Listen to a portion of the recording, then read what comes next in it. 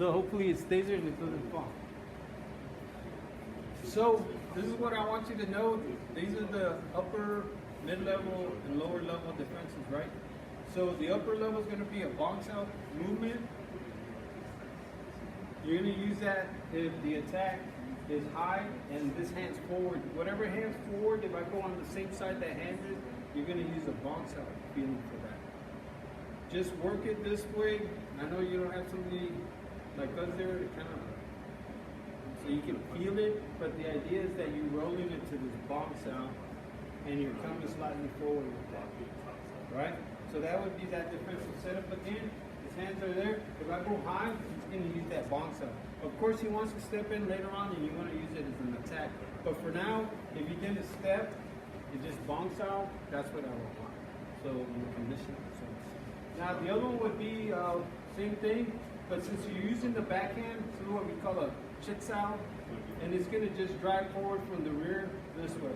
So if I'm punching on this opposite side, you're going to want to use that rear hand instead of trying to cross over to make the contact. That's kind of retarded. You don't want to do that, right? So if I'm coming high, he's just going to go high. A good rule of thumb is to make sure that the elbow is the height of my elbow. So if I'm coming this high, you want to have it about the same height. So the idea is this is going to come straight back from back here forward.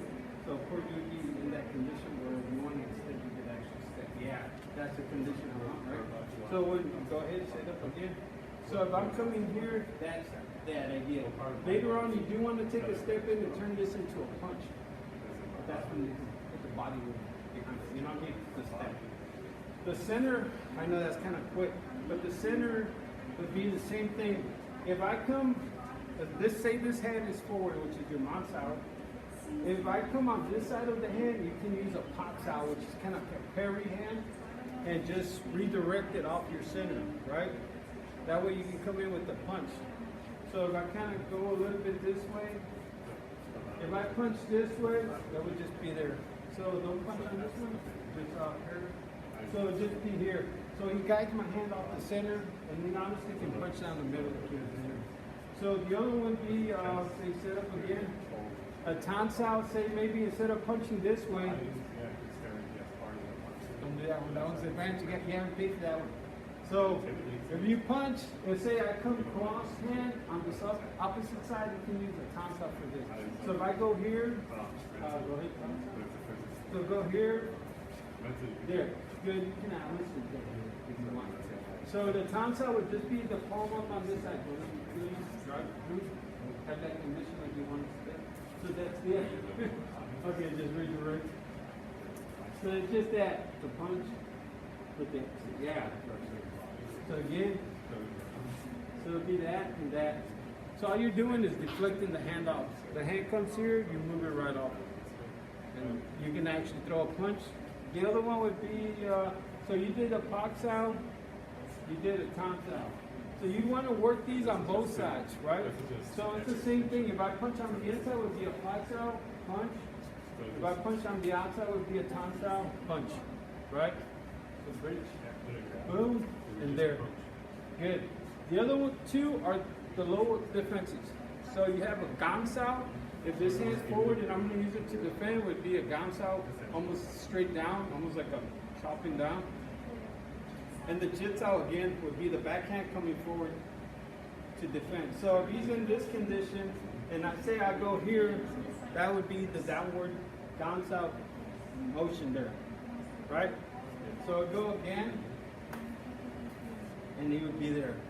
The jitsao, say if I'm punching on the opposite side, he's going to go ahead and use that hand instead of trying to cross and use this hand to defend, which kind of leaves him open here, and vice versa leaves me open. It's just a big mess. So you want to use, if I'm punching on this side, you want to use the hand on that same side. So in that case, if I go low here, he's going to use the jitsao again, and it's just this driving hand forward that way, right? So again, so if I'm coming here, he's driving there, and of course, you can always punch. Later on, that becomes an attack also when you're able to take a step, right? So again, if I shoot here, there, and you throw a punch. What you want to get used to is learning how to use the defense is with the punch also. But for now, just learn how to use the defense, right? Learn how to use the town sao, pop sao, bong sao. If it's the backhand, chit sao, gan sao. If this hand's in front, if the hand's in the back, you want to use the chit sao again. It's just this wedging hand kind of feel to it. So it's 6. So it'd be a bong sao feel. That's a bong sao. If I come this way, that's a chit sao. Good. If I go center, he's either going to pot sao or he's going to tom sao. And on the bottom, he's going to either gan sao, good, or he's going to use the backhand for chit sao on that way. Real simple, 6 different ones. Of course, I haven't really spoken too much about the condition his body's in, his stance, you know what I mean?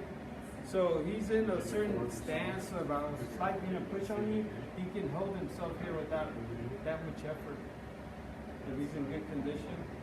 You want to learn how to be in that condition while you're applying your hand techniques. You know what I mean? If that's what helps you. What that does later on, it helps free your joints so that they can rotate and do whatever they want to do from this position if the stance is in there. So for now, go ahead and kind of look over those 6, you know what I mean? And just practice them. Once you think you got them down to a certain point, go ahead and just record yourself and send that to me. Thanks.